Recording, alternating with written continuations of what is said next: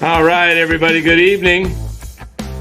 Get the camera lined up from the other studio there. There we go. Got the hats in there. There we go. Got the Brew Crew on. Giants lose to Milwaukee. 3-2 in a very, very quick game, guys. Wow. We got Lou Marston. He'll be joining us here in just a moment. At the bottom of the hour, 9:30, Ned Colletti will join us, all right? Thought we'd get into the Giants game. That way, when Ned gets on, we'll have full coverage of we'll just be able to talk to Ned, and we won't have to bore him with Giants talk. How's that? So, I didn't even see the whole game, to be honest with you. I was watching the debate. I figured there wasn't much to miss. I could catch up pretty quick. It's not like there's a lot of action, with Giants baseball. And yeah, we've got the tragic board here, guys. Mark Graves. Look, we've got the San Francisco tragic number here, okay? We're going to figure out this San Francisco tragic number. We'll cross it off, and then we'll go along. And then when we get to 0, when they're mathematically eliminated, we'll put the fork in them, okay? We'll put the nail in the coffin. That is the coffin right there. That's ready for, you know what? Maybe we'll put a picture of Farhan in here, right in the coffin, okay? Well, that's what we're going to have to do. We're going to print out a picture. I'll print a picture of Farhan, and we'll bury him right in the coffin, okay? The San Francisco Giants tragic number, courtesy of Mark Graves. So we're gonna figure that out right now. Let me look at the standings and see what the number is. The Giants fall to 71 and 74. So as I pull up the actual standings, we'll take a look and see what that tragic number is for your San Francisco Giants. All right, so here we go. We've got the deal right here. Let's just take a look at the wild card. All right, so tonight the Mets lost, but the Braves won. So 79 and 66 is Atlanta. The most the Giants can win is 88 games.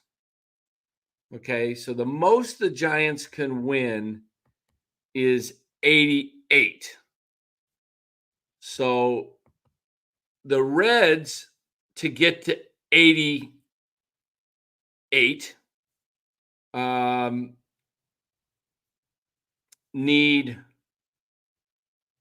the Braves, sorry. The Braves need 9. So the magic number is 9. All right, so let's do that. Let me find my little Sharpie here. I've got Sharpies. I just got to find a black one. Got all kinds of colors here. There we go. Got the black Sharpie. The magic number is 9. Braves get to 88 wins, or Giants get to, let me see, how many can the Braves, the most the Braves can lose is 83. They could lose the rest of their games and go to 79 and 83. Yeah, so it's 9. That's it. 9 is the magic number, or the tragic number. Let's flip that over. Oh, you know what, Lou? I forgot to send you the deal. What am I doing? Hold on here. I forgot to send in my business here. I forgot to send Lou the number, the link. That's why Lou's not in here. Hold on 1 second. Let me do this real quick. Okay, hold on, guys. I forgot to do this. And Lou will be in here in about 2 minutes, as I've just sent him the magic link to come on the show. So Lou's going to like this tragic number board. Thanks, Mark. All right. So the tragic number is 9. So we will put a X through that, an X through that, and an X through that. There it is, guys. There's your tragic number for the San Francisco Giants. It sits at 9 right now. We'll hang this board up right behind here. Let's see. And there's Lou. Sorry about that, Lou. I forgot to send it to you. No problem. How's that tragic number look? I like it. Instead of the magic number, the tragic number. And by the way, Dan, the best, I love the coffin. Yep, we're going to put Farhan's picture. I love it. Yeah, Farhan's picture goes right here. Rooster, this is courtesy of Mark Graves. Mark Graves. So tell me where you can see it well. Let's see. Let me look at where it's going to have to be. When I sit here, probably between the Blue Jays and the White Sox, right over there, huh? Is that where you can see it? If I put it, let me just get squared up here. You can put it below the White Sox hat. Yeah, between the White Sox and the Blue Jays, right there. I'll put it right there. All right. Go ahead, Lou. I'm going to be... No problem. Hello, everybody. How are you? I hope all is well. I know I'm excited to hear Ned in a little bit, 25 minutes away from Ned. But today I wanted to talk to you about one thing and 3 things to celebrate. Dan, beside the loss today, can you decide what 3 celebrations I want to talk about today with the chat? Oh, 3 celebrations. The fact that Farhan is not signed for 2 more years. That is the number 1 on the list. What else would be the 49ers? No, it's all baseball.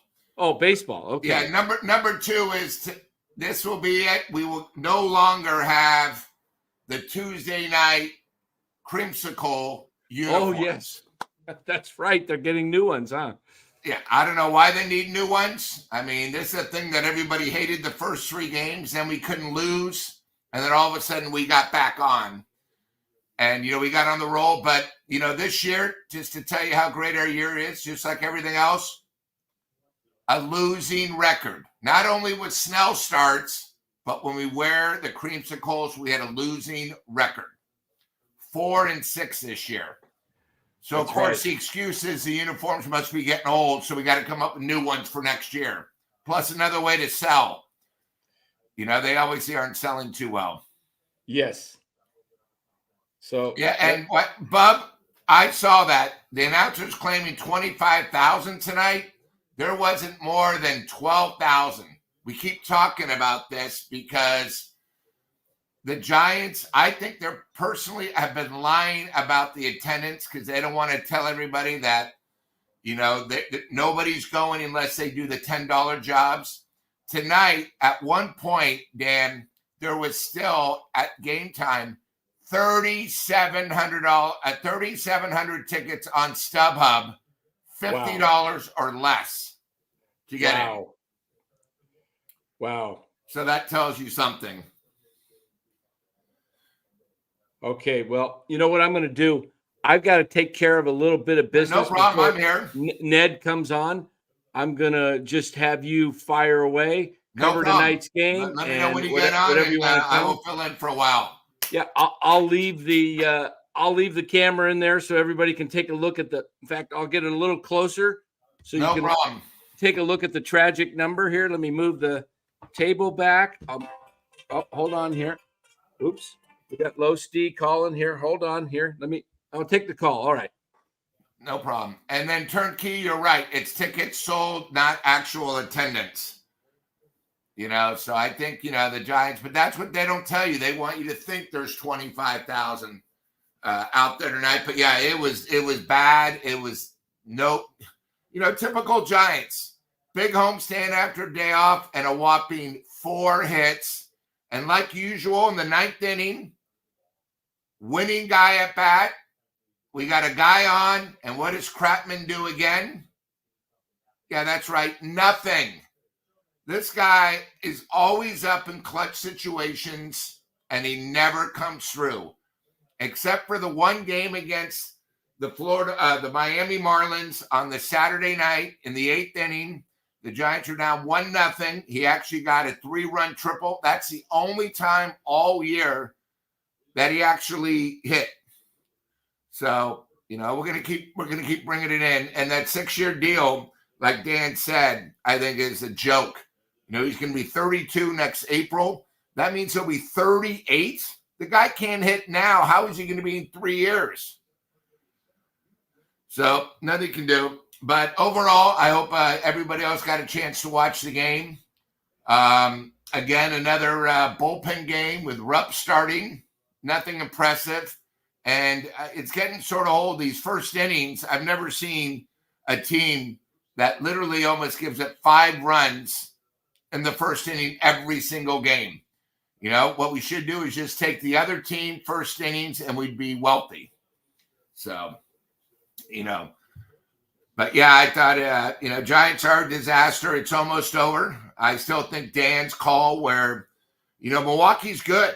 And, we're going to be going on a brutal road trip. So Dan was thinking the 15th at the beginning of the month, they might be gone. And, we'll see if he's right. But I think, the other thing is, the rest of the lineup, Yaz got that big hit. But the Giants right now are not a smooth team, batting-wise or defensively. And, I don't know how other people feel, but we had another error by Luciano. I don't know what they're going to do with him. I think what they're going to do with Luciano is very clear. They're going to play him the rest of the season. If he doesn't ship up, he's going to be shipped out. I know he's young. They can maybe add him with somebody because, we know we need a bat, but it's starting to get old. I don't understand how his defense cannot improve at all.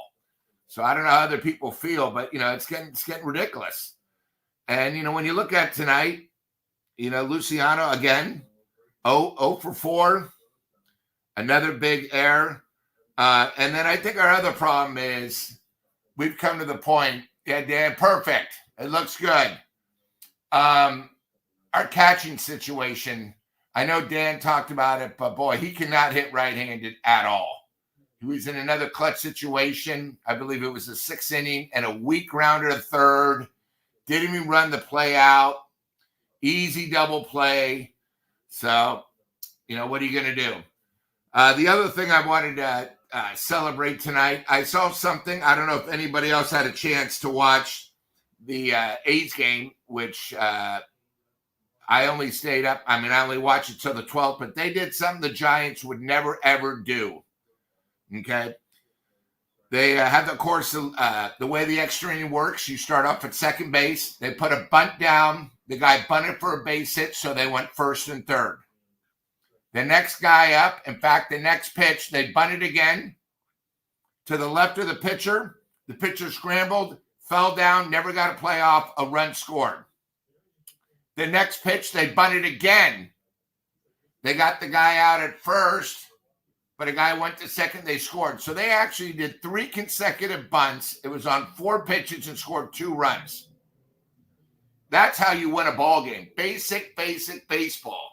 The Giants, for some reason, they all think every guy can hit a home run. They can't. And, it's just got to the point. And then again, our middle bullpen is average at best. Our buddy Robert, who claimed, like Farhan, we have the greatest pitching staff in the world. Where's it been? Where is it? I don't see a pitching staff. We're probably right now in the bottom of the league. We have no constant starters. All our guys that are good are going to go on the DL. This season is going exactly like I predicted the second half of the season. We're going to have another losing record.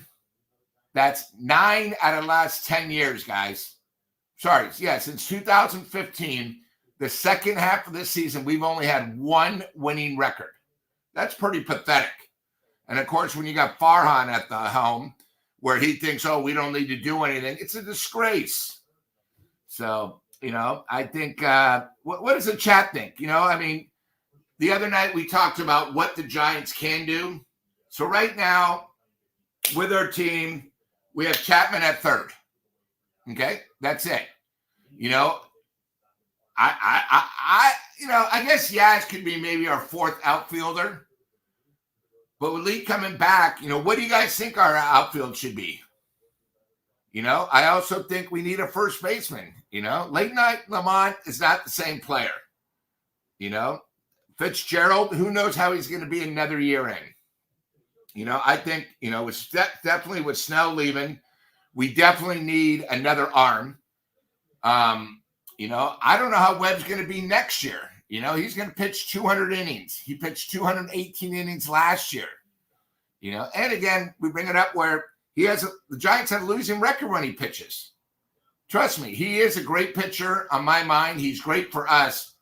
But, maybe we need to trade him. We need to do something, but the other thing I wanted to do one thing about the comment. I love what somebody else said. When the Giants were pitching in the bottom of the eighth, Kruko, of course, says, we have our heavy hitters coming up. We have no heavy hitters. Who? Conforto? Kratman? Yes. I mean, we don't have any big hitters. So, that's the one thing. I think next year should be the last of Kruk and Kipe. I know everyone loves them, but, I'm just getting to the point now where the homerness just isn't there. So, I know Dan just had to do something. He's making sure, that we're all set up at 9:30. In case you guys didn't hear, Ned Colletti is going to talk about everything. The other thing Dan wanted me to point out, if you have any questions for Ned, put them in the chat and he will make sure he lists them and Dan will ask him for Ned. I think it's pretty important. So that's something I think is something, I'm pretty excited about. I think, one thing about Dan, he's bringing different GMs to the picture because, I think a lot of us being fans, we don't really know what it takes to get a trade done. But, all I know is today when we saw the great article that Melvin doesn't have a 3-year contract and he only is this year, next year. And Farhan is only through next year. So I've been saying this for a while. I think the Giants need to make a clean sweep. Get rid of everybody. I'm not a fan of Melvin. I think Melvin has no clue how to run a bullpen. I think that might be why the Padres got rid of him. That's why the Padres are better off now than when he led there. And I'm at the point now where Farhan thinking these guys are going to be good from 6-8 years ago. Let me ask you guys a question. When was Melvin a good manager? How many championships does he have? He doesn't. He was good 8 years ago, but he's a safe hire. The Giants need to do something drastic. I don't know if that is maybe trading Webb and a couple of young guys. We need to do something because, guys, this is very bleak. I don't want the same team next year. Do you guys want the same team next year? Because we're not going to be going anywhere. I mean, literally, Lee as our starters.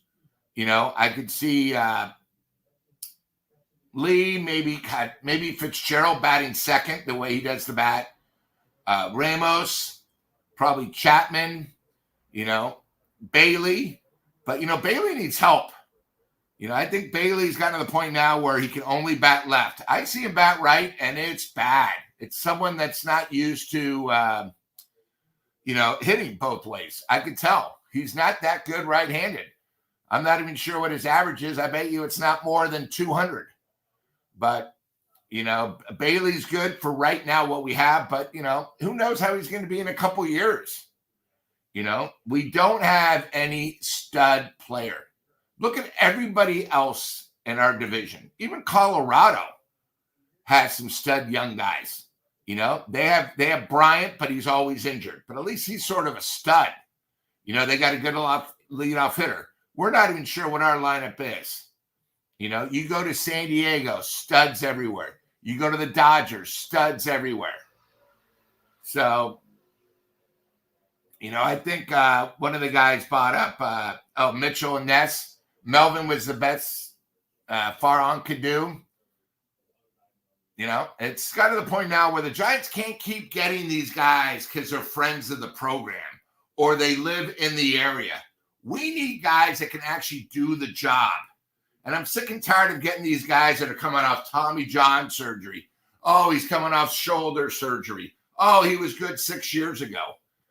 I just don't understand why, why us fans have to go through the torture every year. I thought the torture ended in 2010, and it's the same way here.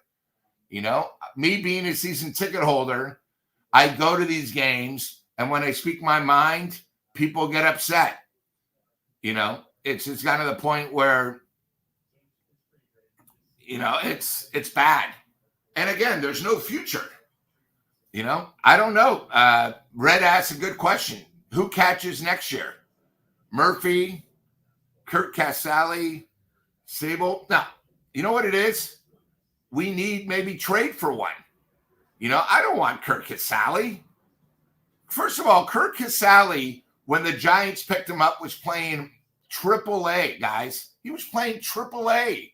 Okay? We just needed somebody, so we got him. We made a trade, a player to be named later, for a AAA player. You guys can see that. Sable, I think it's over with. We don't need Sable anymore. He was one of those the 5 draft guys where we had to keep him or we'd lose him. Forget this crap. Guys, we need players that are going to take us to the next level. Right now we're the fourth best team in the NL West, and that's it. Kyle Dan is not. He's just getting ready for the show.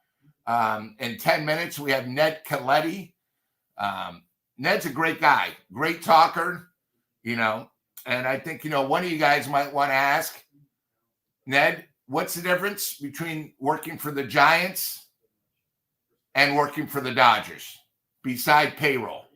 I think, right now with the Giants, we're not sure really who's in charge. I think it's just one of those things. But yeah, we, I think start thinking of great questions for Ned Colletti. What can the Giants do? What would you do if you're in this situation? What would the Dodgers do if they were in our situation? Would they try? Obviously, they can't sign another free agent, but they would do something. And that's the difference between our farm system, which is probably about a C+ compared to the Padres, compared to the Dodgers. It's just, right now, guys, we're just average. And I'm sick and tired of being average. I mean, it's just one of those things. Sort of how NorCal was. Dan took the responsibility to get us better speakers, get guys to help him out, get you guys more involved. And I think that's the point right now where, he's trying. Ned Colletti's a great guy. If you guys aren't sure, Google who Ned is. You got to remember, Ned was here, then he left. I think the problem with the Giants, and this is a big thing, if these were the Dodgers, they'd have one bad year, they would fix it.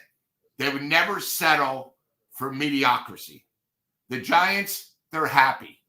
The Giants are happy. Oh, we're getting enough people. We have our property in the background. We're fine. Don't worry, fans. By the way, 10 years ago, we won our 3rd championship in 5 years. Screw that. That? This is where the fans got to start rebelling. KBR, still all homers, 98.5. At least they tell you how it is. They speak like a fan's point of view. So, I think it's just come to the point where we need a change. It's gotten old. If you're dating somebody and it's gotten to the point where you guys drive each other crazy, you got to make a change. That's how the Giants are right now. I mean, here's something you guys might get a kick out of. The Giants sent me a bill today for next year's season tickets. And guess what? The bill went up. Another $2,600 on top of what I pay to see the Giants next year. no Yankees. The only thing they're saying is you get the Dodgers twice on the weekend. Okay, what else? There's no other teams that are going to be that good to see. Philadelphia isn't on a weekend. I mean, come on. It's just gotten to the point. Yeah, so the Farhan thing came out today. Alex wrote that Melvin, who supposedly, when it was reported, signed a 3-year contract, and that Farhan got a 3-year extension. Not true. Melvin is signed this year with an option for next year, and Farhan is just for next year, and that's it. So, this is what that's sort of the reality. So, when I hear that, that's where I think the Giants need a total change on everything. Everything. I've gotten to the point now where Miller, I'm starting to get a little sick and tired of Miller. Kruk and Kipe, I think next year should be their last year. And, I don't even want to talk about the other announcers. I can't even watch Comcast Bay Area pregame or postgame because they're such homers. Like, where's your reality? Tonight, their big thing the game before, the Giants, if they can win this series before they go on a tough road trip, it's going to be real close. No, it's not close. They were eliminated 3 weeks ago. He even brought up a great point. Why did they play on Sunday, all the young kids get a win, and now you come home and you don't? Come on. What is wrong with these guys? But, I think, a couple good questions. Does Ned Colletti and his expertise, where does he think we need to improve on? One thing he could say, got to have a first baseman that's actually a first baseman. We don't have.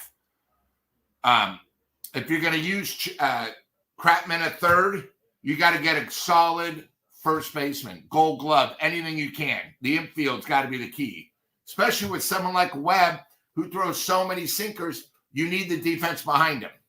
That brings you to the outfield. Giants right now have 6 guys for next year. What 3 are going to start, especially with Lee coming back? Who's going to be your bench? There's a lot of stuff the Giants really got to figure out. But, I think, that's the big key. 4 minutes till Big Ned, and, of course, Dan will be back.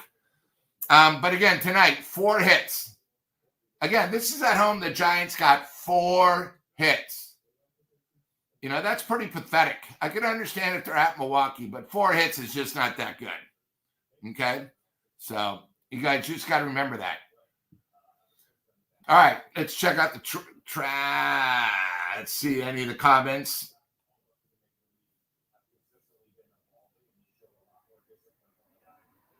Oh, deloading. I like it. But you know what? I speak from a fan and a season ticket holder. Okay? I pay to go to the games. So I'm going to tell you exactly how it is.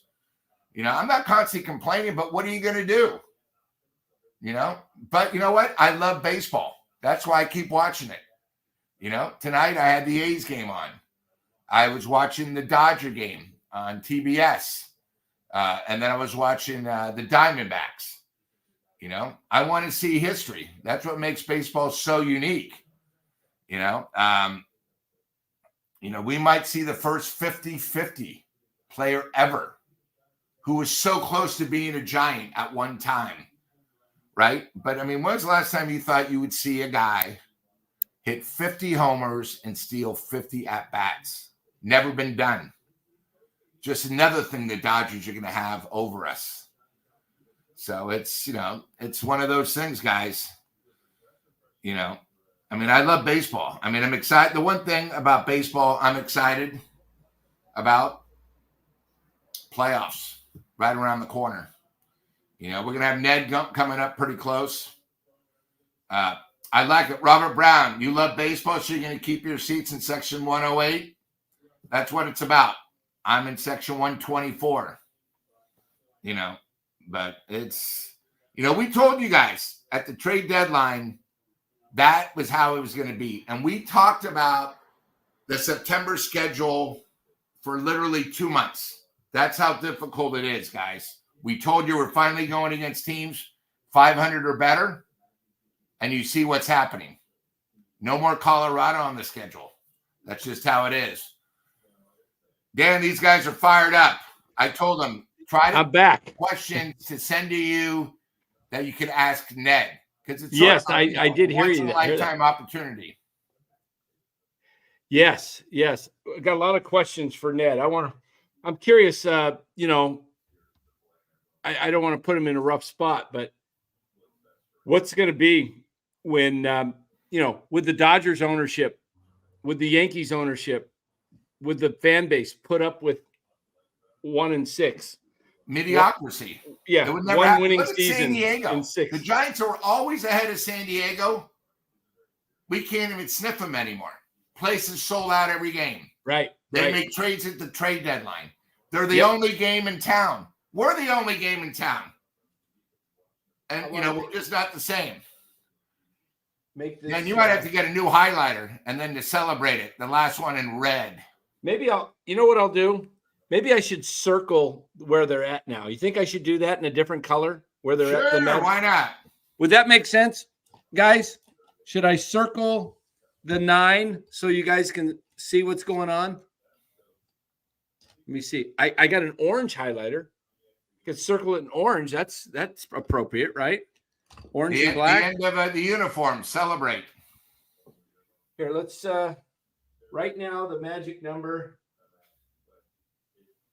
is 9. I don't know if you guys can see that. Probably not. I'd have to move it up way up there like that. There you go.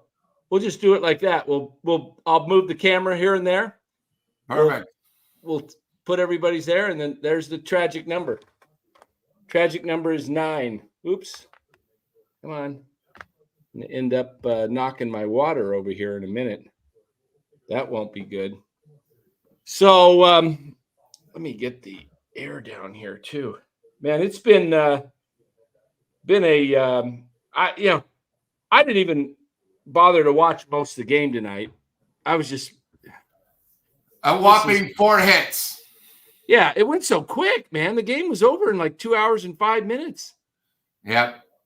Whopping 4 hits. And again, your boy Kratman in the 9th inning came up, did nothing. Conforto, strikeout.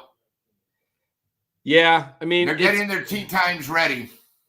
Oh yeah, it's 1, 2, 3 Cancun, or how's that go? And then part of the chat was saying Luciano made another dumb error tonight on a relay. I mean, it's getting to the point now where it's a daily thing, Dan. I don't know what they're going to do. I think what they're going to do is give them every chance these last 15 games. And if it keeps going, they're going to have to make a big decision. Yeah. I mean, he just needs playing time. And, first base to me would be the best position. That it's probably a position he could field well enough. He should be able to pick balls. He should be able to move decently. I think that's the place. To me, that's the most logical spot for him, because he doesn't look like a guy that would move that well in the outfield. He kind of reminds me of a Soler type that, Yeah. I don't know. But I mean, everybody knew he couldn't play short. I don't know what the Giants were thinking and why you haven't even given him a trial at first base in the minor leagues to see, get him to learn that position. I don't know. I don't know what they're going to do, Lou. But when Ned joins us, stick with us. And if you have any questions for Ned yourself, sure.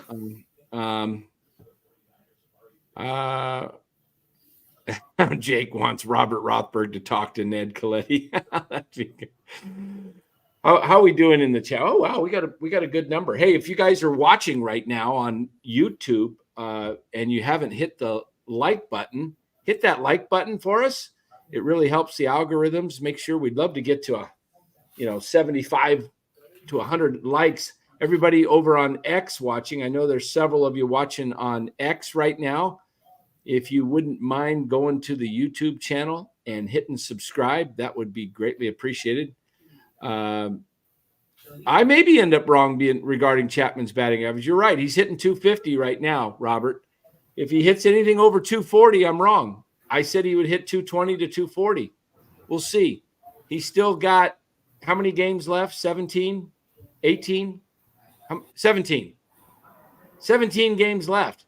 Okay, he's going to have somewhere around the neighborhood of 65 to 70 at bats. He could go into one of those, 5 for 65 slumps and end up dropping 20 points. We'll see. So the Giants can only lose 6 more games to be 500 or better. Yeah, they've lost 7 more games. Sorry. 7. Yeah, they've got 17 to go. And last year they were 80 and 82, and they spent 79 and 83 last year. 83. Yeah. All right. Very tough. And we bring in the man, the legend himself, Ned Colletti. Whoop.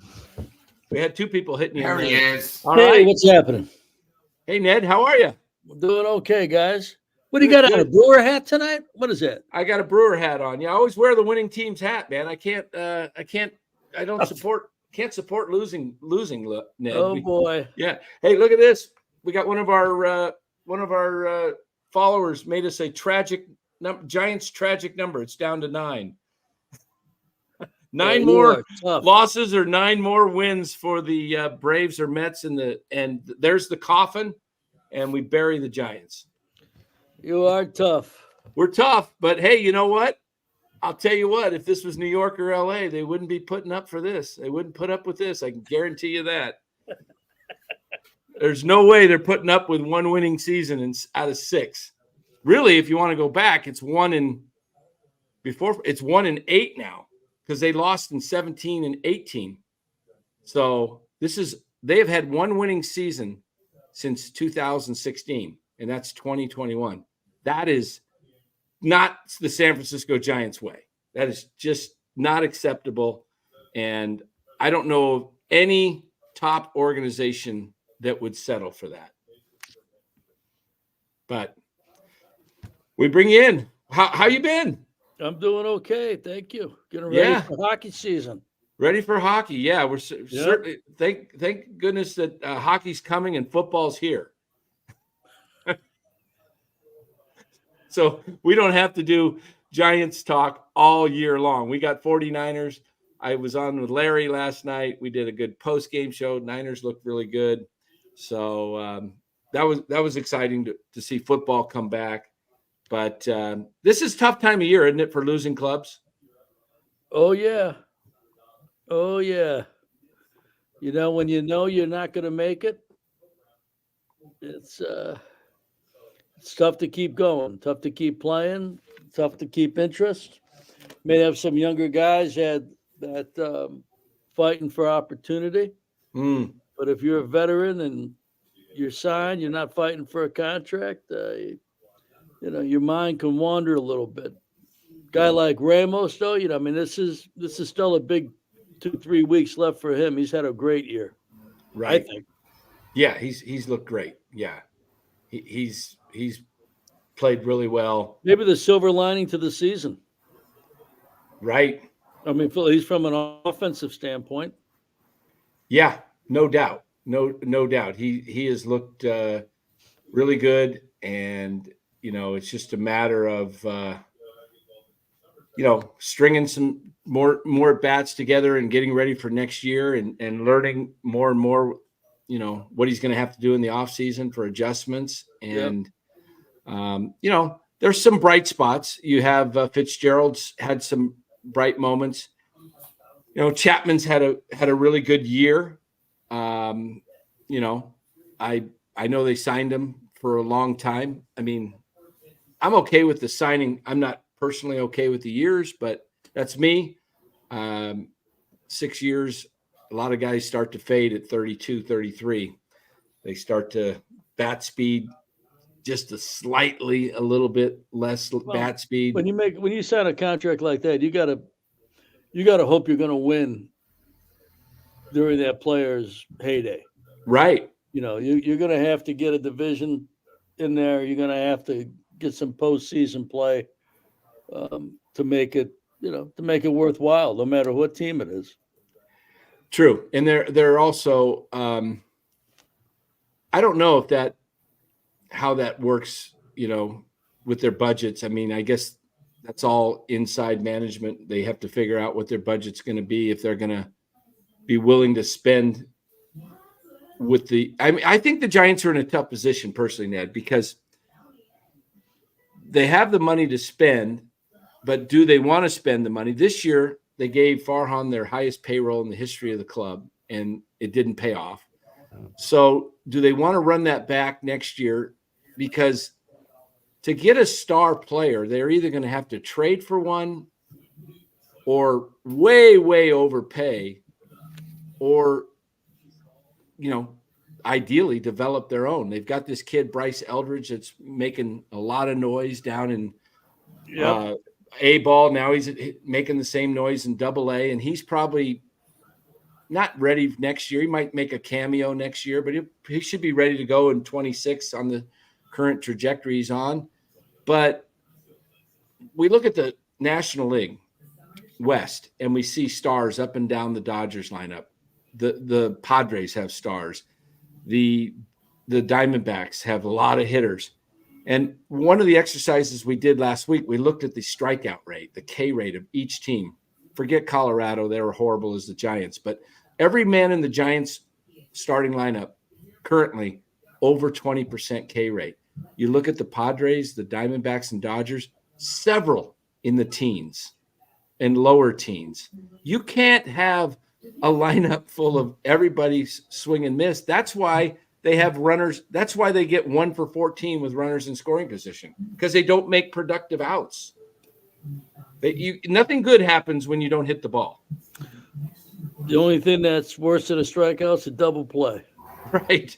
But even with a double play, you got a chance to score a run.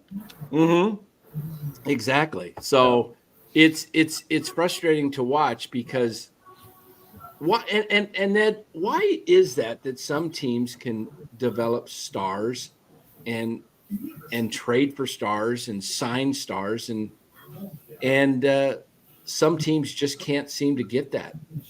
Well, everybody, it's a matter of making the right choices. Teams, the better the record, the later you're going to draft. So, the better teams actually are at a disadvantage. How do teams that draft in the 25 to 30 range continually turn out players? How do teams that draft in the first 10 continue to draft in the first 10? Right. And the worst place to be is right in the middle, because you're not good enough for the playoffs, and you're not bad enough to really get an impact type player. So, but there's no way around it, Danny. There's no way around being successful without developing your own players. Right. Right. I mean, it's even the Dodgers of late. They had a lot of developed players for a long time. They still have some, but they didn't have enough to. I mean, their top 3 hitters, which are maybe the top 3 guys in the game. All from other organizations. Trade and sign, free agent.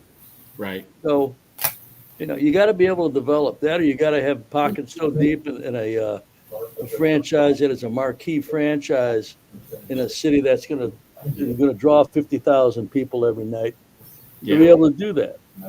But even that runs out at some point in time if you don't develop your own. Right. A year ago, we were talking about some really good young pitching for the Giants on your show, Larry's show. So, I don't watch the Giants play every night. Why don't you give me a little bit of a rundown on where we were a year ago, looking forward to the Giants starting? Yeah. Hey, I was going to mention, is it you got a TV on in the background, or? No, why?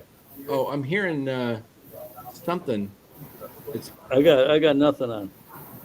You got anything going, Lou? No. Oh, by the way, this is Lou Marston. He's a longtime friend of the show, and he's a season ticket holder for how many years? Since New York days. Yeah. My grandfather was one of the original shareholders when the Giants moved Oh to goodness. Seal Stadium. So when the Dodgers were killing the Giants in the 70s and 80s, we had 7 season tickets, and I have 4 right by the third base right now. And it's gotten to the point now where, I think the one thing about the Giants front office, and I give their marketing people a lot to get people out there, but being a fan and being so excited about the World Series, that's over with. I want a team that's at least 500. And one of the things I told Dan, since 2015, we've only had 1 winning record in the second half of the season, which tells me something's wrong right there. And, one of the things about Dan is we're up front, we speak from a Giants point of view, a fan's point of view. I thought when Farhan did absolutely nothing at the trade deadline, he traded our best offensive player, our hottest player at the time. But he said, with our pitching staff, we have the best pitching staff in the league. Trust me. And of course, here we are again. We didn't pick anybody up. And I think too many times, the difference between the Dodgers farm system where they have young kids that they know, and I think the one thing about the Dodgers and the Padres, and I'll use the Padres first, they traded 5 out of their top 20 picks going for it 3 years ago. It didn't work out, but their farm system was so good. They are now, the second best team in the NL West. Okay. The Dodgers are the Dodgers. The one thing that makes about the Dodgers is they have a farm system where it's all about winning. With us, our motto was Giants, nothing like it. It was the same motto we had last year. And they told people we are fighting for the 3rd wild card. Never for the division, never for the 1st wild card, the 3rd wild card. To me, it's like, wait a minute, we're the San Francisco Giants. The Los Angeles Dodgers would never say that. They would never say, hey, guys, we're happy to make the playoffs. One thing about the Dodgers manager, Dave, it's World Series or bust. And the Giants have sort of lost that now. And the other thing, too, is being a season ticket holder, the Giants used to say, hey, you're a season ticket holder. Thank you very much. You're what makes us go. They don't care at all right now. They make us pay. They used to have a thing where we paid over 3 installments. Now we have to pay. I got my bill today for next year already, right? And we have to pay. And they're certainly not saying, hey, we need the money by September 28th, or you're going to lose your rights. It's like, wait a minute. I know personally through talking to Giants fans, Giants operations, they're down to like 9,300 season ticket holders. They're getting all these people because they're giving tickets away, $10 tickets, 2 for 1 in the bleachers. They're desperate. This Saturday, the Padres are coming to town. They're giving away 49er hats because they can't come up with any more things to give away. It's gotten to the point now where the management is sort of forgetting about the season ticket holders. And why be a season ticket holder for giving us such a lousy average product? I can go a mile down the street and spend my money with the Warriors if I wanted to. But, I love baseball. And right now I'm jealous of what the Padres have, what Arizona has in their youth. And, of course, the Dodgers, my God, I have to watch the Dodgers because of Ohtani. I never thought I'd ever see somebody hit 50 homers and have 50 stolen bases. It's something so unique, I can't keep my eye off it. And with the Giants, probably since Bonds, where, when he was hitting the homers, the Giants aren't a must-watch anymore. So I'm not really sure what the solution is. But, you being in the business before, my one question is, and then I'll let Dan run the show, is what do you do? Right now, we signed Chapman, 6 years. He's going to be 32. That means at the end of the contract, he's going to be 38. He's hitting below 210 with runners in scoring position. And Chapman's a great player, great defensively, but he has no help around him. So why sign a guy for 6 years for $150 million for defense only when he's not, his offense isn't going to take it to the next level? I mean, what are the solutions? Sorry, I know that's a lot, Ned. Go Sharks. Well, Danny, in the last 5 or 6 years, 7 years, who's drafted or been signed internationally that's an everyday player? Ramos. Yeah. Anybody else? No, they're trying to get Luciano and Matos to get there, but they haven't really. The thing I struggle with the Giants is I could see it. I don't understand why management can't see it. I'm just doing an eye test. You could tell this wasn't a playoff team last year. They didn't let these guys play to develop them, see what they had.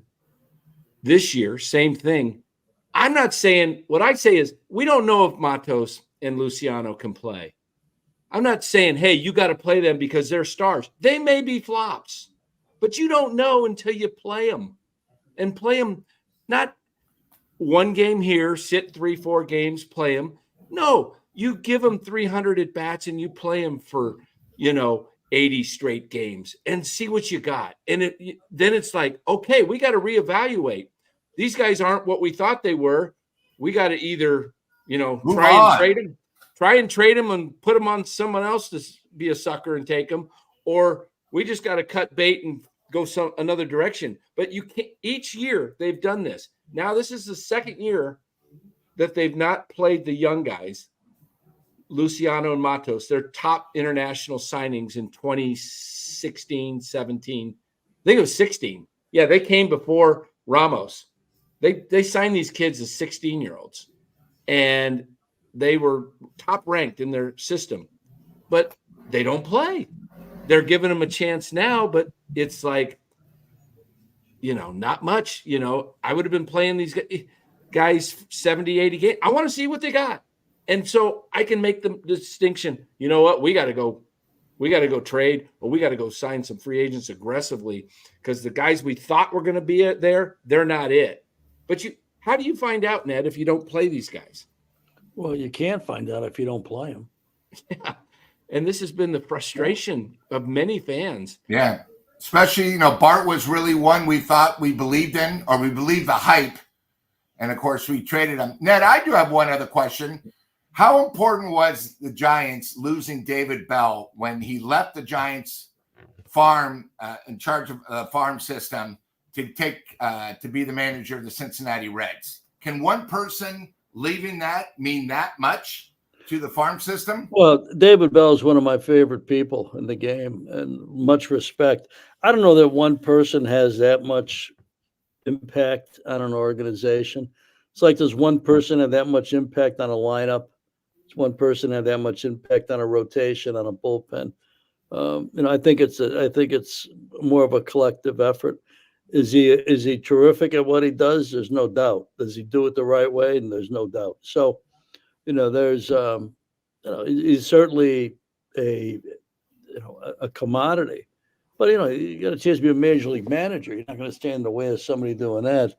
I don't think one person is the key to success or failure. I think it's more collective. But I guess Webb was another guy that was developed, right? Yes. Yeah. Yes, we had Bobby on last week. He was drafted by the previous regime, Logan Webb. So, I don't have an easy solution for you, Lou. I don't. It's not easy, especially when you have San Diego and Arizona that are not old teams. No, they're young.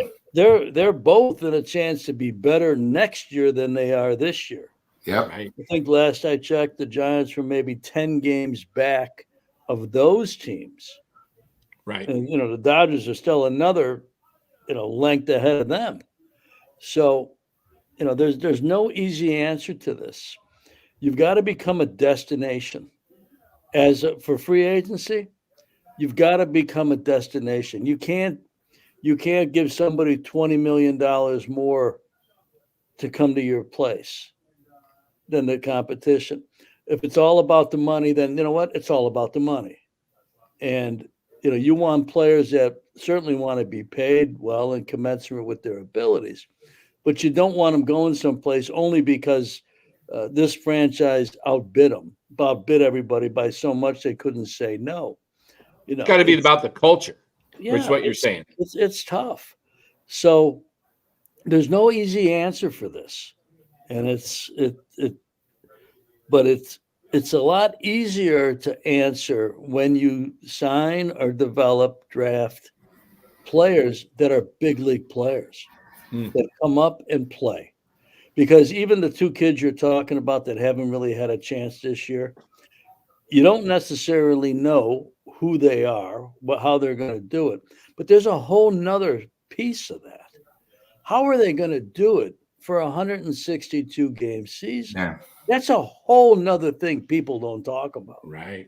Because you look around the league, how many rookies, how many first-time players, 23, 22, 21 years old, play and have no dip to their performance in the course of a long season? Not many. They're usually the rookies of the year. Hardly any. Yeah, it's guys Hardly like Jackson any. Merrill that has had a, that's why he's probably going to be rookie of the year, though. Yeah, Ned, we got a question for you. You've got to develop them. Yeah, we got a question too for you here. It says, "Hi Ned, among baseball executives, what's the reputation of the Giants ownership front office, and how does that compare to a decade ago? Are they a club with a real plan, or will they just be there?" Well, Thanks, I don't know what the reputation is. I know that I'd love the Giants ownership and who they are and how they've treated me through the years. That's more a personal reflection than anything. I don't know how they're viewed on the outside or on the inside. I'm on the outside. I don't know how they're viewed from the inside. But I started with the organization 30 years ago and worked there for over a decade. And I remember the candlestick days. I remember the 90 loss seasons we had in 95 and 96. I remember that and how dire it was. And, it took the 97 team, which is a long time ago now, but it took an aggressive approach, starting with, you had Barry and you had Matt, but Matt got traded for Jeff Kent and Tavares and Joey Roa, and Jose Vizcaino. And that started a thing in motion, but when you think about that, Jeff Kent wasn't driving in 100 runs and hitting 30 home runs any other place. No, he wasn't doing it in Cleveland. No, he did it there. It was good scouting. It was really, taking a chance on somebody who you knew, wasn't the friendliest guy going, but boy, you talk about compete. He had compete as well as anybody. And you had the best player in the game in Barry. Well, now you're starting. Now you're starting to get some momentum and things start to change and things start to get better.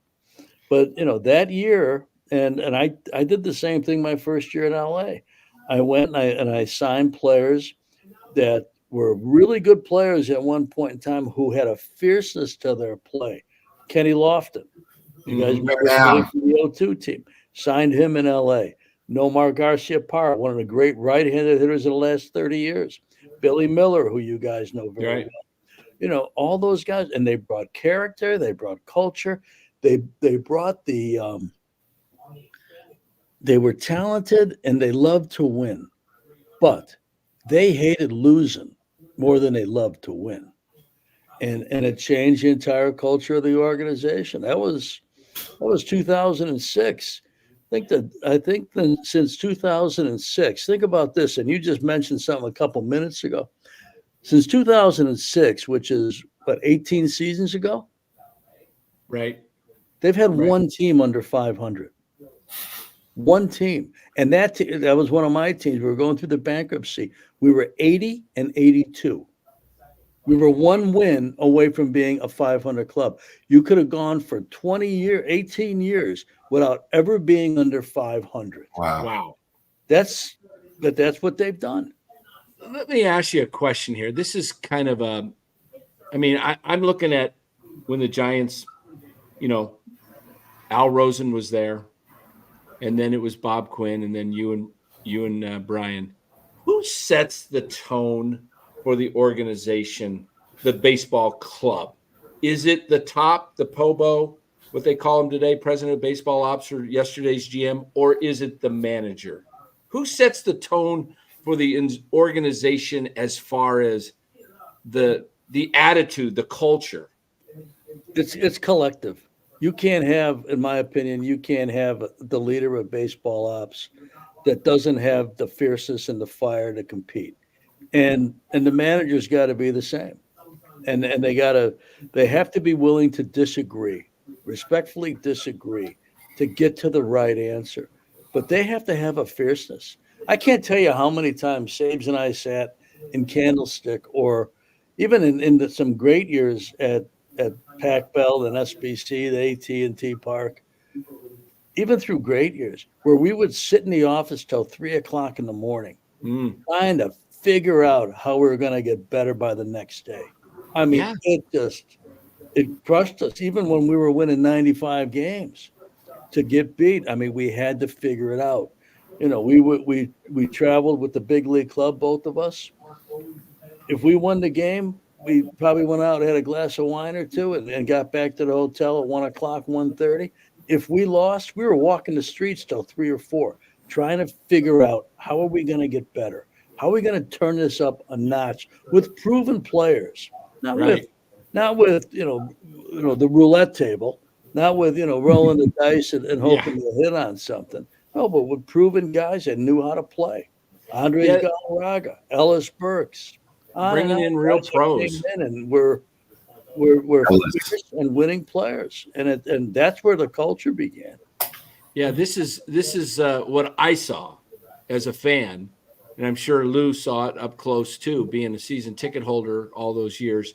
Is I saw that tenacity in you and Brian, and just even listening to Brian, on the radio when he traded for Jeff Kent. He says, "I'm not an idiot." That attitude. I mean, there's that, hey, I believe in what I'm doing. I know who I am. I know what I'm doing. And he proved it with a division championship the very first year in 97, another division title in 2000, winning seasons in 98, 99, a World Series again in a World Series in 02, almost had that, and we don't have to relive that one, but I mean, we had 100 win season in there too. Yeah, in 03. In 03. Yeah, right after the World Series year when you had first year. I'm not trying to judge what other people do. I'm really not. I'm just telling you what we did. Well, we were fierce. We were fierce about what we did, and I think that's important. That's huge. Fighting for every day, for every win, and and that rubs off on your players too. Yeah, Ellis Burke was one of the other greats. Robert, you're right. Ellis Burke is one of the all-time best. Just a winning player that had great ability and knew how to play, and great leader. Hey, Ned, I sort of have a question. So being a Giants fan growing up, everybody always talked about Candlestick. It's a problem. And really, until Roger Craig became manager, baby, he said, guys, no more excuses. Let's use Candlestick to our advantage. Okay? Yeah. Let everybody else think it's too cold. You can't pitch. You can't do this. It sort of changed the Giants' thinking, and it led to some incredible years. I'm sort of getting sick and tired of everybody saying, guys, we have a great ballpark, but hitters don't want to come here. Okay? It's amazing this year. I went to several games, and it seemed like our opponents never had a problem hitting the ball out, right? They now see the Giants' excuses, the ballpark we can't hit, right? I mean, my God, the Yankees, I think, hit 7 in 3 games, and we're talking torpedo shots.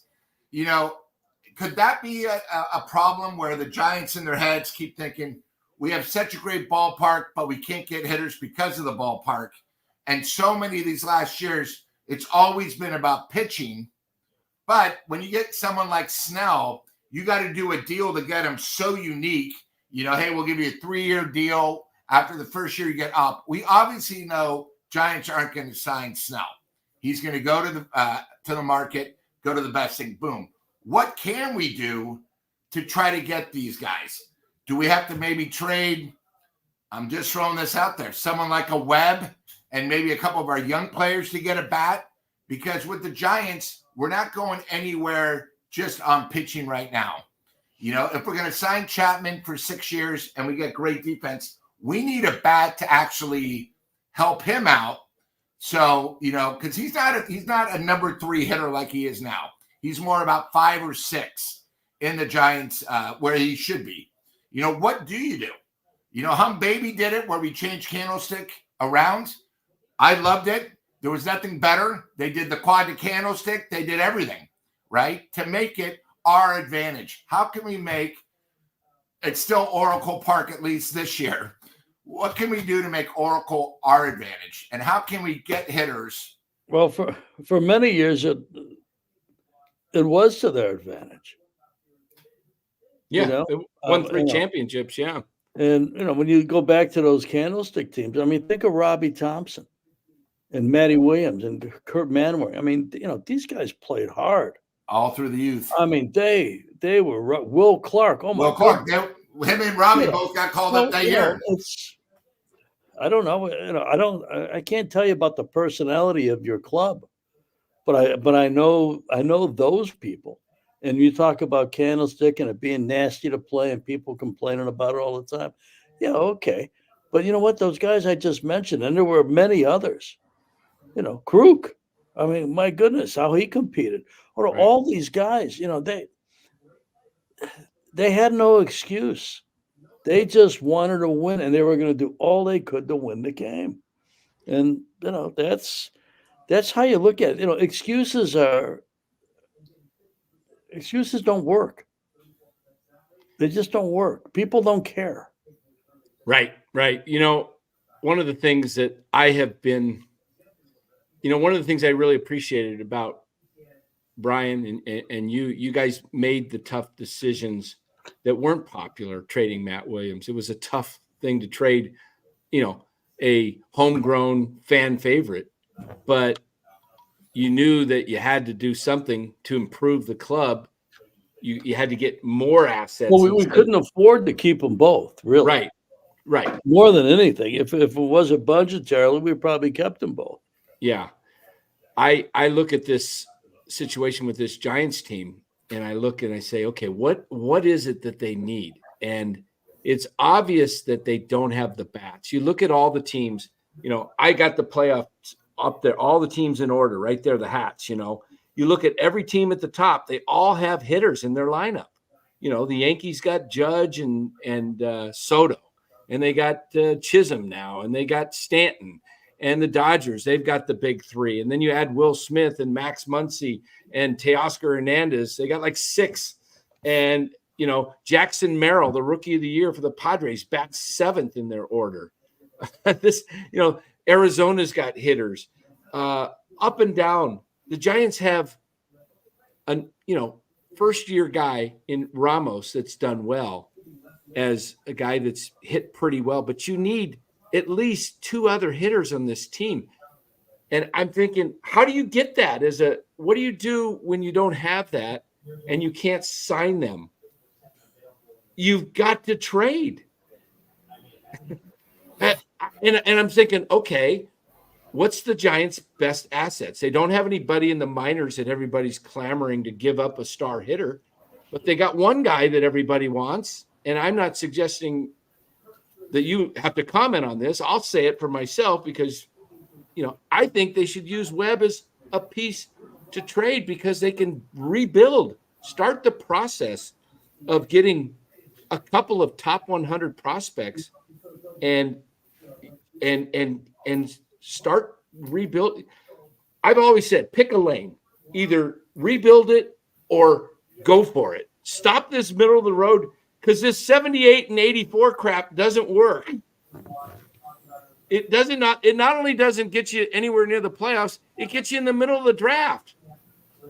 I mean, I'd rather see the Giants. I mean, people think I'm nuts, but I want to see them win 90 games a year hang around that 90 and compete for a division or playoff spot or lose 90 plus, because I don't want to see 81 and 81. That is not a good year. That sucks, because now you just draft 15, 16, 18 instead of top 6. And you're never going anywhere, and you're just spinning your wheels. It's like, and everybody's like, oh, well, let's do it again. I think next year it's going to change. And it's like, really? Look at the club. I've already told everybody, next year, there you go, 4th place. It's locked in stone. I guarantee it's 4th place next year, everybody, if they don't do anything drastic.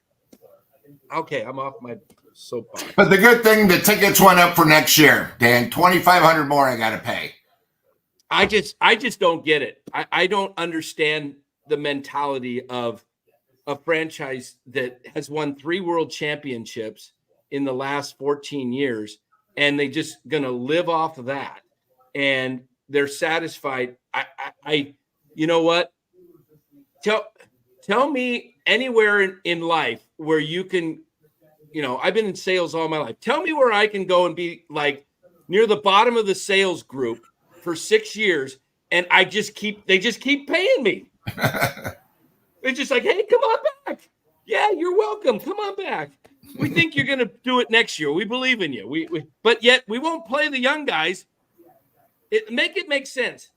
I don't get it. We're not going to play the young guys. We're just going to keep shuffling guys that are, somebody else doesn't want, and we're going to shuffle them in, and we're going to play them here, and then maybe they'll catch lightning in a bottle, and they'll have 21 was a great year, but I'm starting to think maybe that was one of the worst things that happened to this organization, because it set them back, because they thought they had a great team going forward, and they've done nothing but go the opposite direction. So I don't know. It's hard to watch. It really is. It's some of the most boring base. I'd rather watch paint dry. Seriously. Okay. I know I'm going off. Tell us how you really feel. Dan, the Giants miss you being a season ticket holder and being at the games. You should tell Ned what happened to me and my seats when I get upset. Yeah. Well, I paid for it. I didn't pay anymore. But yeah, he sits right first row next to the Giants dugout. Very first row. In fact, his seats look into the Giants dugout. And he got tossed out of the stadium one game this year because Camilo Duvall got rocked. Gave up 4 in the top of the 9th. And they lost to that was against the Yankees, right? That was the game Soto hit the home run. Yeah. And what did you do to get tossed? By a rent-a-cop, and they told me to sit down. I started screaming at him, saying, "Why did I pay $5 for these seats on StubHub? You're a disgrace." Because the thing with Duvall, he wasn't even upset. He gave up 4 runs, hit 2 batters, gave up 4 runs on 3 hits, blew a 3-run lead, walked out like it was nothing. In one of the pitchers, I forgot who our pitching coach came by to sort of like pat him on the shoulder. He didn't even want to talk to him. He didn't even care. Well, you know what? I got right in there and I started screaming at him, and they told me to sit down. I told the person behind me, "No, you sit down, you moron. Giants are going to blow this game." It was one of the only sellouts of the game. Finally, they said, "If you don't sit down," I go, "I own this seat. I can do whatever I want." Before I knew it, I had 2 people asking me to leave. And I was happy to get out of there because I wound up getting a hot dog outside. It's ridiculous. They don't care about the fans. And the worst thing is, I told Dan, I go, something is wrong with Duvall this year. Mentally, the young kid is not there, and he has been an absolute disgrace the second half of the season. His ERA is above 6. That might be a little harsh. Yeah. Well, you don't know what he was thinking, Lou. You don't know. He might have just been upset with himself. Yeah, he's probably was. A lot of times, we don't know. Dan said they should have had a chance. They should have traded him at the trade deadline, because we feel we finally actually have another find this year, because I'm not going to be negative this whole year. I think we have a great stopper. who's in Ryan there. Walker's been great. Walker's been unbelievable. Now, it's only the first year. So, again, once the league gets to know, on his pitches, but at least we got him. But we had a chance to possibly trade Duvall. But for some reason, you can't trade a young pitcher. He's been good for the last 2 years. The problem is with the Giants is last year where they didn't play the young, Duvall pitched the most innings he ever did. Same thing with Hicks this year. He basically ruined his arm because he was a reliever where they wanted to make him a starter at 115 innings, the most he ever did. He was done for the season. Now we got Robbie Ray, who comes off, Tommy John. Oh, don't worry, he'll be fine. He's now dust. I mean, the Giants right now, before we get eliminated, are going to use 3 openers out of the 5. That's a disgrace. 3 openers again, the last 18 games of the season, because we have nobody. We have nobody. Oh, good to have the opener. We had nobody tonight. We had an opener tonight. Stink. Opener tonight. I like Mark Graves' idea. Our bullpen, we have a stopper, but nobody knows their. We just did a celebration for the core 4. Hey, let's let Ned go here a little bit. Sorry, Ned. Yeah, we got. Well, I'll say this, guys. I think with the whole point with Duvall, I think guys, when they don't, you could say they look like they don't care. I think everybody cares. I really do. I mean, there's no player out there that says, I don't care. This is their livelihood. They're professional. They want to win. As fans, we look at it and say, hey, come on. But just because someone looks like their demeanor may be like they're nonchalant, that guy could be fuming inside, and he's just not demonstrative showing what's, So I would say that's a little harsh to say he doesn't care. But Ned, what's your feeling on Bill Walsh always used to believe that it was best to get rid of a player a year too early than a year too late. Bill Walsh wasn't the only one, but yeah, that's. But what's your philosophy on that again, it's not that clear cut an answer. If you got a chance to win, you're going to get rid of a guy a year early so that he has maximum value. No, you're going to have a chance to win. If you have no chance to win, yeah, then a year early rather than a year late. That makes sense. Yeah, yes. But again, there's no, there's very few questions that you could ask that are simply a black and white answer, that it's A or B. And it's not that simple. It's always complicated. And so I would answer it that way. Yeah. If you have somebody that's shown some wear and tear, or, maybe isn't what they were a couple of years ago, and you have somebody else that can fill that role, everybody wants to get rid of everybody, but you better have somebody better to fill the role or be the manager or be a coach or whatever. Yeah. But, if you're out, if you think you got a chance to win, you got to do it. I don't have any idea. Lou, you've talked about, giving away tickets and half price tickets and all the rest of the stuff to try and fill the stadium. I mean, that's never a good sign. So, do you want to trade people at the deadline and tell your veterans that, hey, we're just going through the motion, I mean, these are all tough things, but they're only solved by really scouting, drafting, and developing your own players.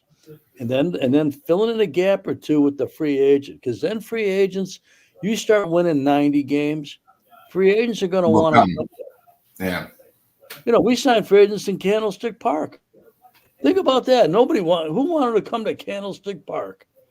You think Darryl Hamilton, God bless him, wanted to come to Candlestick Park if the team wasn't any good? No. On and on and on. All those players. Yeah. Was it the best situation for baseball with the weather? Of course not. But the team had a chance to win. So you know what? Guys wanted to be there. Guys wanted to play there. Matt Williams, did he want to leave when he left? No. Robbie Thompson, when he was done playing, did he? No. Guys wanted to be there. Ned, what's the toughest part of a your job as a general manager when the team is all teams go through streaks, but let's say it's a 7-8 game losing streak. What are you dealing with? What's your thoughts going through that? Well, none of it's good. I mean, you figure out how to get it better. But I mean, is it something that you mentioned every day you're trying to figure a way? You mentioned you and Brian. How do we get better? How do we do this? Is that is there things going through your mind like I got to do something. I got to find a way. If I can get a better player, I'm going to make that move. Or are you just saying, it's baseball. They'll come out of it. Well, again, Danny, it's not a simple answer. How good is your team to begin with? Are you capable of winning 7 or 8 in a row, or are you just capable of losing 7 or 8 in a row? Right. How good's your team? But I mean, if you see a team like the Dodgers, even last year in the beginning of the year, they got off to a little bit of slow start. This year, they went through a streak right before the All-Star break. Never worried.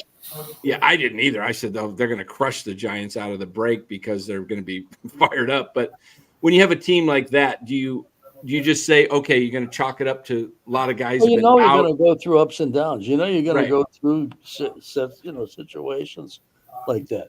You got to know your team. You got to be honest with yourself about where your team is at, and then you react accordingly based on how good your team is and what you really expect. The toughest thing to do in these jobs is to be patient, especially baseball, because you play it every day. You evaluate it every day. But if you evaluate it too strong, if you're the Dodgers and you evaluate a 7-game losing streak, like you're going to lose 90 games, you're making a huge mistake. You got to know your team, and if they go through a tough stretch, but they will, every player is going to go. I saw Barry for a long time. I saw Barry go through tough stretches. It's part of the deal.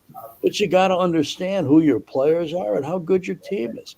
You can't tell yourself a story that's not true. You got to know, hey, you know what? We need a massive overhaul. We're capable of losing 7 or 8 games in a row every couple of weeks. Or you know what? This is a blip on the screen. We're going to weather the storm. We're going to figure it out. We may give a kid a look or do something else, but you got to be relentless with it, but also methodical with it. Relentlessly methodical is a key way of thinking about it, because you can't just change everybody because they've had a bad 2 weeks. You can't do it. And, I understand the frustration on this show from you two guys. I get it. Okay. And this is why you got to have good young players coming, because as much as you want to get rid of X, Y, and Z, you better have somebody that's better than X, Y, and Z. If you don't have anybody better, what are you going to do? You're going to just keep moving players on and putting players in their spot that can't play as well as the person that you can't stand watching? You're done. You're done if you do that. Then it's you. So every time you make a move, Lou, or every time, Danny, you make a move in your mind about what you're going to do with any team, you better know decisively that who's ever coming in there next, whether it's the GM, whether it's the scouting director, whether it's the manager, the third base coach, your 4-hitter, your 8-hitter, whatever, that you got somebody better that's going to be standing in that spot the next day. That's it. Unless somebody's got a huge disciplinary problem type of thing, you got to know, I got somebody better. I know they're going to be better, and you got to be right. If you can't, you're done. Wow. Do you, when you're signing guys and you're giving out contracts, if guys are not performing and you're like ready to cut bait, does ownership come down on the top guy like yourself, or do they just understand that's just part if you do it every couple weeks? I mean, if you have a history of it where it's like, oh yeah, I mean, if you can't figure it out, you're going to be looking for another job. Yeah, Yeah. Once in a while, yeah, it's going to it happens to everybody. Once in a while. Yeah, it's going to happen to everybody. Yeah, But it can't be the standard operating procedure. Everybody this guy signs, he wants to, to release or trade on, 10 cents on the dollar. No, you're done if that's the way it goes. yeah, But there's nobody in the positions that does that because they're hard positions to get and people are time tested and people know what they're going to do. No, and the ownership should know that, it's human nature that a player is going to decline and a player is going to get paid and never play the way he played before he got paid. right. I can make that makes a lot of sense. But again, if that's happening twice a year, once a year, every year, you're done. Interesting because I've watched. There seems like a lot of contracts that the Giants have recently signed that have had that. There've been a lot of 3-year deals. None of them have lasted. They've either been, sent packing, either DFA'd or traded because they just didn't work out. And it's like I just wonder how long they can continue to do that. But Well, let me ask you something. How many games has Blake Snell pitched this year? Let me look. It's probably about a dozen. Let me just pull him up here and see how many he's actually. Let me see. I pull him up right here. Blake Snell. He's thrown in 17 games. How many innings has he thrown? 87.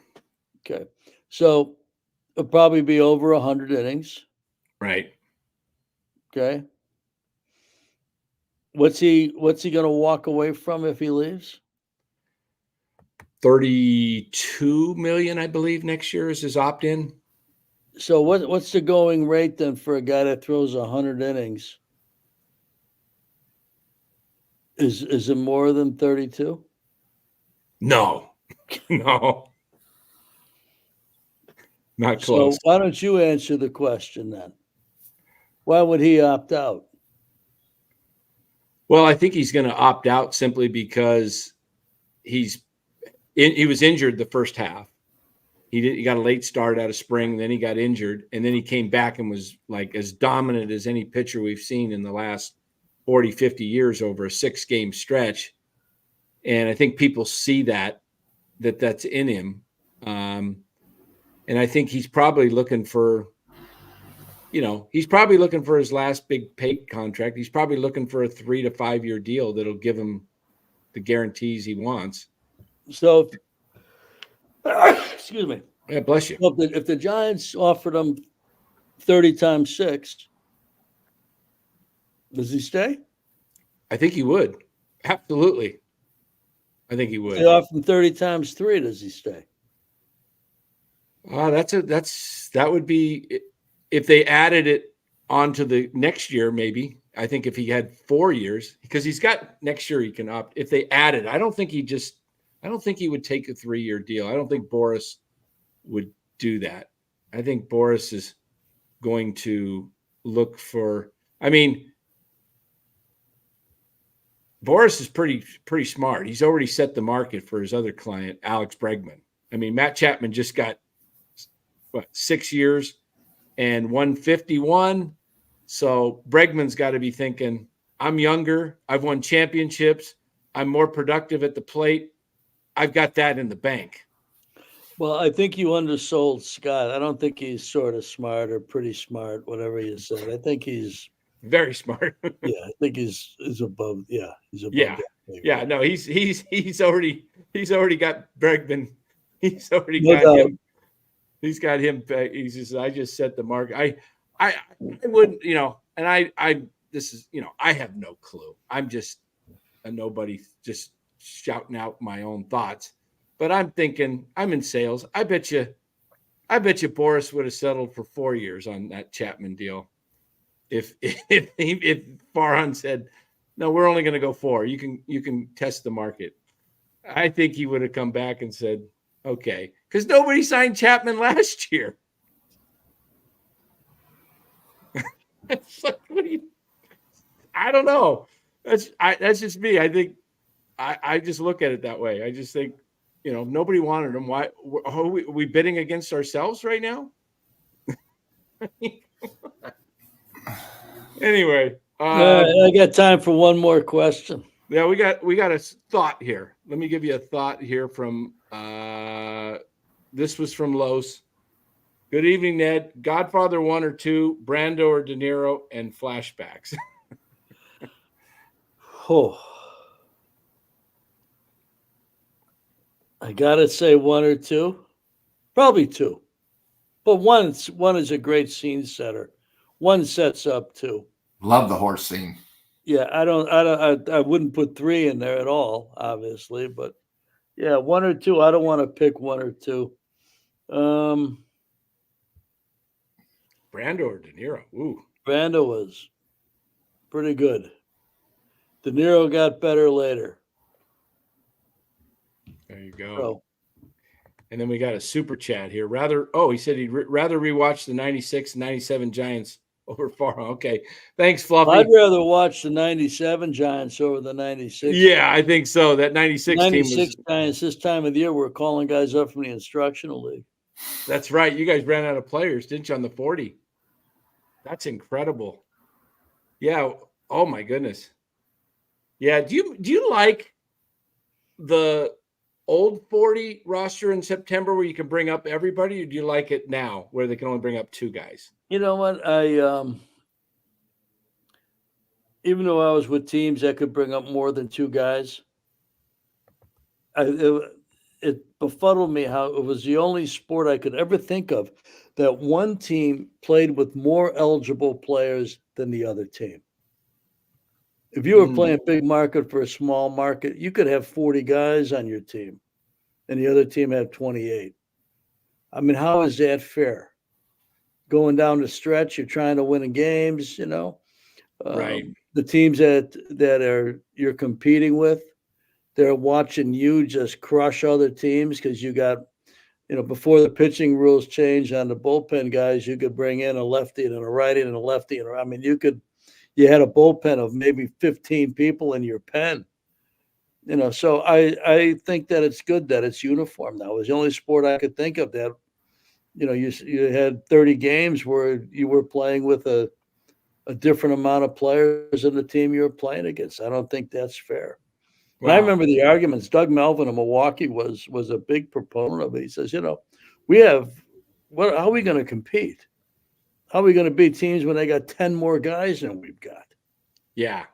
Yeah, that's true. What do you think of baseball going forward? Do you think that there should be a salary cap like the other sports or with a floor, like some teams are only spending 50, 60 million, the whole payroll, but they get revenue sharing and the owners are making money? Do you think they should have to spend a minimum and then maybe the max? Union's argument is if they have to spend a minimum, that it's like having a cap. And I can't tell you that I see there ever being a true salary cap in Major League Baseball.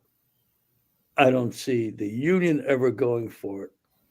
And candidly, with the TV money and the streaming money and all these other people getting involved in it, the owners have enough. They continue to pay. So why have a cap if everybody's doing pretty good because of your TV deals?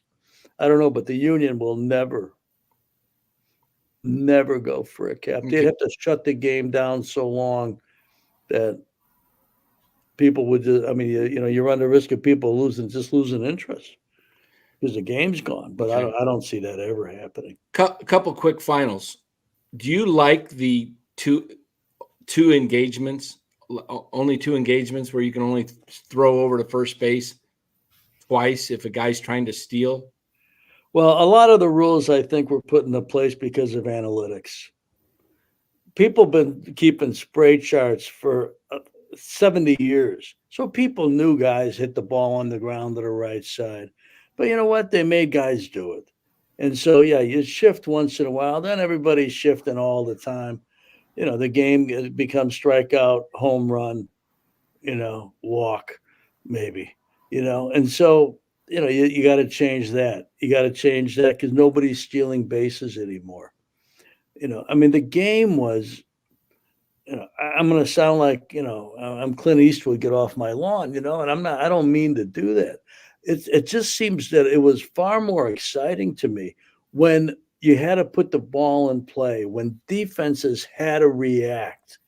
I can remember playing, and we didn't play them a lot, a little bit in the interleague play. I was in the National League for 40 years, but like Mike Scioscia's Angels, and I hate to say it, I mean, they beat us in 02, but every time you played them, you knew they were going to run. You knew they were going to get secondary leads. You knew if there was a ground ball that it was going to be really close at second base. You knew that they were going to steal bases. You knew that they were going to go first to third on just a regular single. And if it took an extra 2 steps for the outfielder to get to the ball, they were going first to home. They made you make plays. These, what you just said, they make the bases bigger. Okay. Yep. They, you can only throw over twice. All these things are really I think a direct rule because of analytics. It's interesting to me because you had to put something back in the game. I grew up watching, guys like Vince Coleman in the Cardinals, and you throw over there 10 times to wear them out, make them dive in the dirt 10 times. So, and in this game of cat and mouse and a pitch out and just, I mean, that was part of the game. And I want you to look something up for me. Okay. You mentioned Vince Coleman. Yeah. I want you to look up Tommy Herr. Herr. I remember Tommy Herr with the Cardinals. Yeah, I want you to look up Tommy Herr, and I want you to see if there's a year where he had in and around 100 RBIs. Tommy Herr. Why didn't my spelling come up here? Oh, that's why. H-E-R. I must be spelling Tommy wrong. Herr. Yeah, Herr. There he is. Okay. That's why they had him. Baseball Reference had him in as Tom and not Tommy. I was putting Tommy in. Okay. Let's take a look at. I could be wrong, but did he ever have a year with a bunch of RBIs? We'll find out right here. Well, RBIs. 110 in 1985. 110 RBIs. Look at the number next to it to the left. 8 homers. Contact. 38 doubles. And you know why? Because of Vince Coleman and Lonnie Smith ahead of him. Yep. This was a 3-hitter that hit 8 home runs. Yeah. And drove in 110 runs and scored 97. And if you look at the 85 Cardinals, you're not going to find a lot of power. But Whitey Herzog, like Mike Scioscia later, Whitey Herzog made defenses put the ball and execute. They made them do it. That's one of the most incredible numbers there. And also look at the walks and the strikeouts. 80 to 55. Yeah. Wow. And the stolen bases, 31. Yeah. But look at the 8 home runs. On base, 379. Yeah. Wow. Yeah, that's incredible. Yeah, those teams were built on speed and the carpet. Just hit it on the carpet and run. Yeah. But they made you play. Yes, they made you play, exactly. And that's why I always there was a game a couple weeks ago the Giants played in Seattle. They actually bunted twice, stole 4 bases, won the game. And it was actually one of the better games they played all year. And I was like, what happened? Where's this been? Why aren't we doing more of this? Speed. Lou, I got to get going here. But, Lou, you said something a while back about Ohtani. If he was going for 50 home runs and had 6 stolen bases, that'd be kind of interesting. But how interesting is it with 50 stolen bases and 50 home runs? Yeah, they even commented now that as soon as Ohtani's at-bat is done, I believe so. They sell hot dogs and beers. Nobody misses his at-bats. live. The combination of power and speed is almost a loss. And then what being He's got exciting it. is next year I the gotta Giants say one might more see thing, a then I pitch. gotta go. And Mark, don't yes. Your answer is yes, Mark. As far as I know. The thing about Ohtani that's the most impressive to me, and I put this on Instagram the other day. I can't think of a player that ever came into a season recently with more expectation than him. More and check it out. You know how heavy expectation is? It is hard. Talking about young players, your closer that's having a great year. It's the first year, right? We'll see what happens when expectation starts to show up. It's a different dynamic. This guy had tremendous expectation on him. Biggest And remember contract in earlier the in the history year, of the Ned, he sport. had all the distractions from his translator. Exactly. And look what he's done. That to me is the most striking thing about everything he's done is that he's exceeded like gigantic expectation. Yeah, and Doing something nobody's ever done before in the history of the sport. I hope he does it. I really do. I want to see it happen. And for baseball. He'll do it. Only an injury can stop this guy. Yeah. I felt like I predicted he'd hit 55 home runs this year. He's not going to make that, I don't think, but he's probably going to end up about 52. But I think that'll be the LA Dodger record for home runs, isn't it? That's correct. Yeah. That's correct. Well, Ned, thanks for joining, man. Great to have you as always. Welcome. Thanks. Good luck with the Sharks this season. I bought 24 sets of tickets last week when they went on sale. Good. Hey, Lou, do me a favor. Don't get thrown out of any Sharks game this year, and don't get thrown out anymore at Oracle Field there. It'd be nice Sorry to about people. that. It's buy those Gate security State people a hot was so dog next time legendary. you see them. Thank you, Ned, again. Thanks, Ned. We'll see you. The great Ned Colletti. All right. Thank you so much, Ned. All right. That was special as always. And yeah, we ended up getting a little heated, both of us getting our passions going for we're fans. Yeah.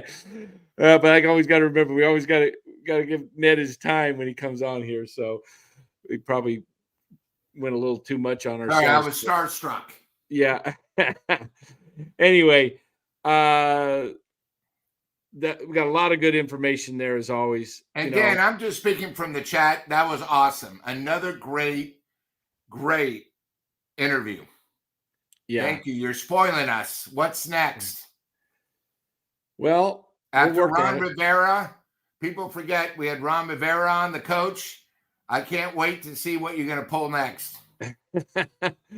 Well, we got we had Sean Estes, we had Bobby Evans, we had Dave Dravecki. All literally back to back.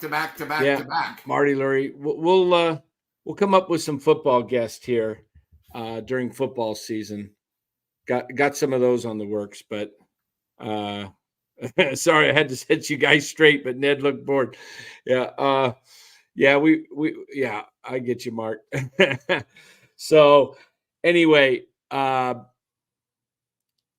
we've got to definitely, this team has got to have some change happen. I mean, it's got to have some change. I mean, we've been saying it. We've got the coffin right here. Okay. We've got the San Francisco Giants tragic number circled there. It's 9.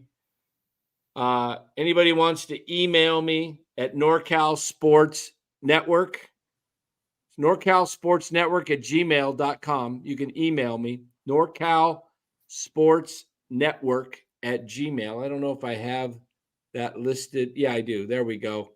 Right there, guys. You want to email me a picture that we'll put, how about if we do email me some photo and we'll select the best one. And the best one will come up with a prize of Farhan, or it could be any other pitcher. We'll picture, not pitcher, but picture. We're going to put a funny picture inside that casket when the Giants are eliminated. Okay?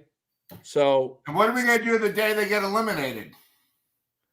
we'll put the picture in there, and we'll have a good laugh, because there's no sense crying. We know this has been coming. It's been a slow death. And as far as I'm concerned, it started March 28th. That was opening day. Correct. When I saw the lineup and I said, not going to score a lot of runs. No. And remember, last year we led the league in strikeouts. Yeah. So, We're guys, close. come up with a picture. Send it there. My email's right up there. NorCalSportsNetwork@gmail.com. We'll put the winning picture in there. I don't know. It could be a drawing. You can draw it, scan it, or you can just cut it out. I don't know. What do you think, Lou? The better the photo, the better the results. Yeah, it'll be fun. We'll the staff here will vote on it, and we'll put the picture in there. It's coming sooner than you think, guys. Not Your down to prediction 9. earlier was the 15th. Could be. 15th. Today's the 10th. It could be as early as the 15th. I think it's. Let me see if I had to predict.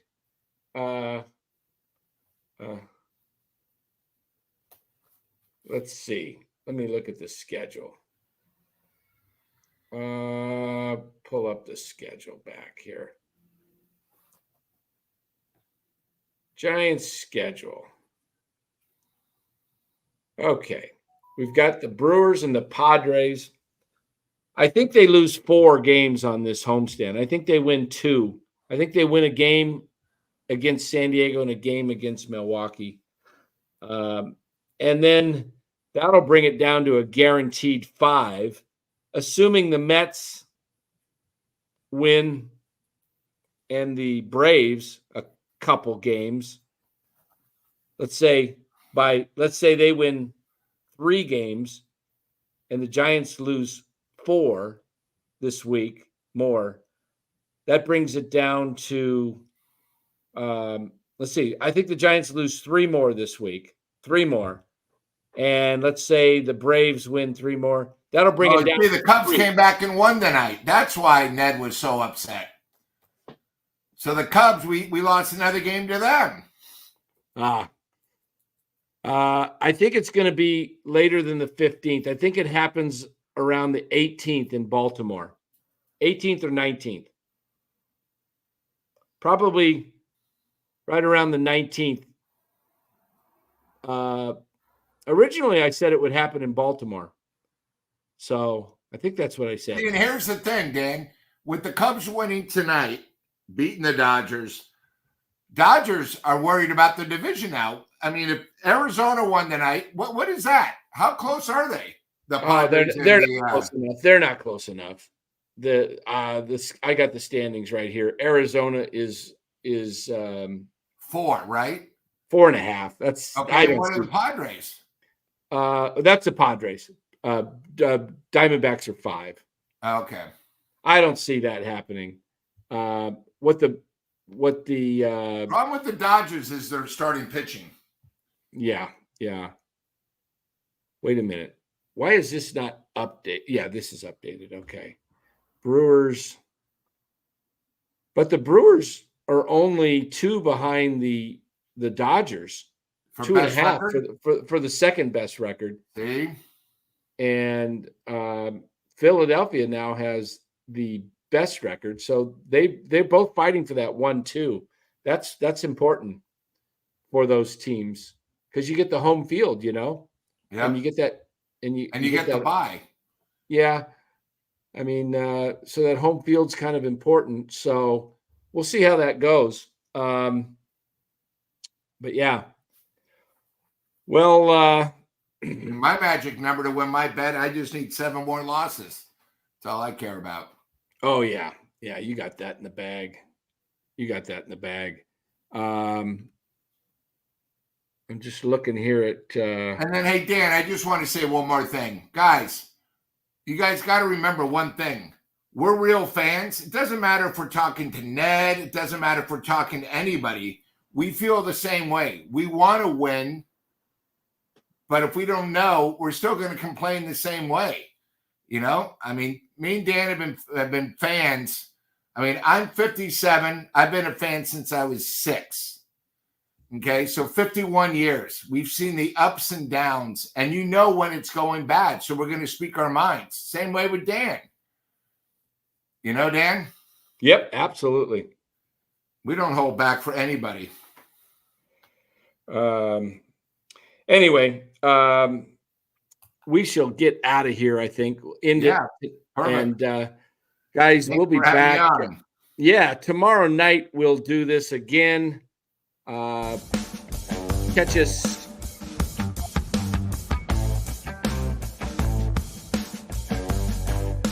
Nine 9:30, whenever the game ends, we'll come on, update the tragic number board, give you a breakdown.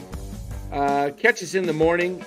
Should be about 10:30, maybe 10:45 later. I've got some appointments in the morning. So appreciate you guys being here. Hit that like and subscribe button.